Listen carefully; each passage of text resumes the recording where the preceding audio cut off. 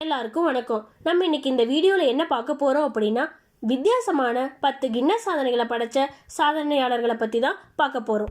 அதாவது கையில் மிக நீளமாக நகங்களை வளர்த்தி கின்னஸ் சாதனை படைச்ச பெண்மணியை பற்றி தான் பார்க்க போகிறோம். பொதுவாக நமக்கு கையில் இருக்க நகங்களை வெட்டி சுத்தமாக வச்சுக்கிறதுனால நோய் பரவாமல் இருக்குன்னு நமக்கு சொல்லி கொடுத்துருக்காங்க. ஆனாலும் ஒரு சில டைம் நம்ம நகம் வெட்டாமல் போய் ஸ்கூலில் பிடி சார்ட்ட அடி வாங்கினதா இருக்கட்டும், கிளாஸ் மேம் செக் பண்ணும்போது திட்டு வாங்கினதா இருக்கட்டும், ஒரு சிலருக்கு நகம் கடிக்கிற பழக்கம் இருக்கிறதுனால நம்ம கையில் மோஸ்ட்லி நகம் இருக்காது. யுஎஸ்ஏவை சேர்ந்த லீ ரெட்மன் அப்படிங்கிற பெண்மணி 1979வது வருஷத்துலேருந்து தன் நகங்களை வளர்த்திட்டு வந்திருக்காங்க. 2008வது வருஷம் ஸ்பெயினில் நடந்த லோ ஷோ தி ரெக்கார்டில் கின்னஸ் சாதனையை படைச்சிருக்காங்க. அவங்களோட நகத்தோட நீளம் 2 அடி 11 அங்குலமாக இருந்திருக்கு. ரெண்டாவதா வாயில் டேபிளை தூக்கிக்கிட்டு ரொம்ப தூரம் நடந்து சாதனை பண்ண ஜார்ஜ் கிறிஸ்டனை பற்றி தான் பார்க்க போகிறோம். ஜார்ஜ் கிறிஸ்டன் லக்சம்பர்க் நாட்டை சேர்ந்தவர். இவர் 2008வது வருஷம் 26 பவுண்டு எடையுள்ள டேபிளோட மேலே 10 பவுண்டு எடையுள்ள பெண்ணை உட்கார வச்சு 38 அடி 8 அங்குல தூரம் ஓடி கின்னஸ் சாதனையை படைச்சிருக்காரு. மூணாவதா மிக நீளமான மீசையை வளர்த்தி கின்னஸ் சாதனை படைச்சவரை பற்றி தான் பார்க்க போகிறோம். அவர் வேற யாரும் இல்லை, இந்தியாவை சேர்ந்த ராம் சிங் சவுகான் அப்படிங்கிறவர் தான். 2010வது வருஷம் இட்டாலியில் 14 அடி மீசையை வளர்த்துனதுக்கான கின்னஸ் சாதனையை பதிவு பண்ணியிருக்காரு. நாலாவதா ரப்பரால் ஆன வாத்து பொம்மைகளை அதிகமாக சேகரித்து வச்சு கின்னஸ் சாதனையை படைச்சவங்களை பற்றி தான் பார்க்க போகிறோம். பொதுவாக நம்ம வீட்டில் நமக்கு பொம்மை வாங்கி கொடுத்தா என்ன பண்ணுவோம், கொஞ்ச நாள் வச்சிருப்போம், அதுக்கப்புறம் அதை உடச்சி போட்டுருவோம். ஆனால் அமெரிக்க நாட்டை சேர்ந்த சார்லட் லீ அப்படிங்கிற பொண்ணு 1996லேருந்து சுமார் 5631 ரப்பரால் ஆன வாத்து பொம்மைகளை சேகரித்து வச்சுருந்துருக்காங்க.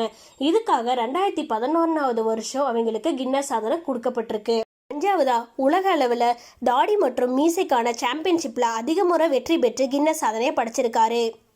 ஜெர்மனி நாட்டை சேர்ந்த கார்ல் ஹெய்ன்ஸ் ஹில் அப்படிங்கிறவர் 1999லேருந்து 2011வது வருஷம் வரைக்கும் நடந்ததில் 8 தடவை வின் பண்ணி கின்னஸ் சாதனையை படைச்சிருக்காரு.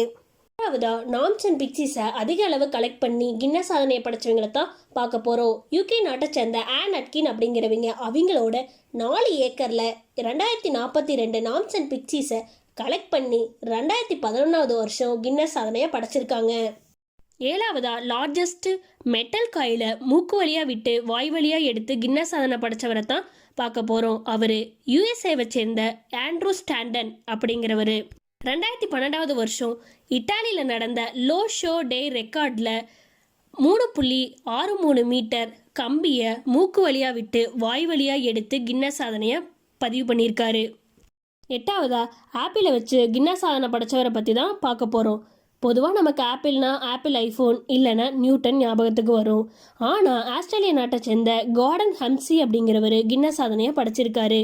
2019வது வருஷம் ஆஸ்திரேலியாவில் வாயில் ஆப்பிளை வச்சுக்கிட்டு அதை மின்சார ரம்பத்தால் 1 நிமிஷத்தில் அதிக அளவு அறுத்து கின்னஸ் சாதனையை படைச்சிருக்காரு.